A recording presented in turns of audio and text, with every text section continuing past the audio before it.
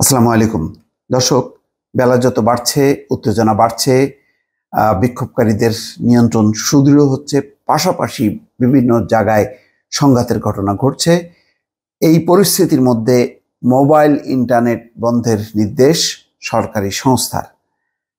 এখানে বলা হচ্ছে যে এক দফা দাবিতে অসহযোগ আন্দোলনের ডাক দিয়েছে বৈষম্য বিরোধী ছাত্র আন্দোলন। এই অসহযোগ আন্দোলনে রাজধানী শাহবাগ সহ কয়েকটি জায়গায় সংঘর্ষের ঘটনা ঘটেছে।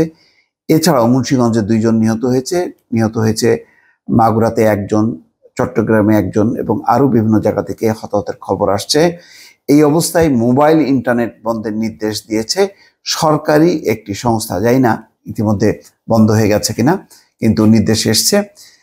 ঢাকা মেডিকেল কলেজে চিকিৎসাধীন 13 জন, কয়েকজন গুলিবিদ্ধ। দর্শক, প্রথম আলোর এই খবরে বলা হচ্ছে রাজধানী শাহবাগ, শনিরাখড়া, নয়াবাজার সহ বিভিন্ন স্থান থেকে আহত হয়ে ঢাকা মেডিকেলে চিকিৎসা নিতে এসছে 13 জন, এদের মধ্যে কয়েকজন গুলিবিদ্ধ।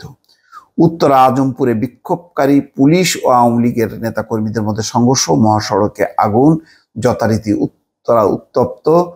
দর্শক, রাজধানীর উত্তরার আজমপুরে বিক্ষোভকারী পুলিশ ও আওয়ামী লীগের নেতা কর্মীদের মধ্যে সংঘর্ষ চলছে।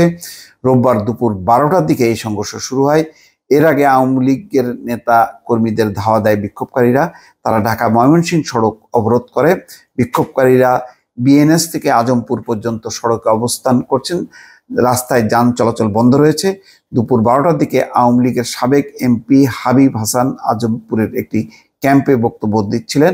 বিক্ষোভকারীরা ছিলেন সড়কে। পরে বিক্ষোভকারীদের সঙ্গে আওয়ামী লীগ নেতাকর্মীদের পাল্টাপাল্টি ধাওয়া হয়। এক পর্যায়ে আওয়ামী লীগ নেতাকর্মী, পুলিশ ও বিক্ষোভকারীদের মধ্যে সংঘর্ষ শুরু হয়।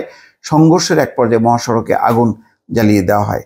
ফরিদপুরে আওয়ামী লীগ ও ছাত্রলীগ কার্যালয়ে সেখানে আগুন দেওয়া হয়েছে রোববার বেলা 11টার দিকে। শহরের হাসিবুল হাসান লাবলু সড়কে অবস্থিত জেলা আওয়ামী লীগ কার্যালয়ে হামলা করা হয়। হামলার মুখে ওই কার্যালয়ের সামনে অবস্থানকারী আওয়ামী লীগের নেতাকর্মীরা পালিয়ে যান। পরে বিক্ষুব্ধ আন্দোলনকারীরা আওয়ামী লীগ কার্যালয়ের সামনে অবস্থিত 8টি মোটরসাইকেলে আগুন ধরিয়ে দেয়।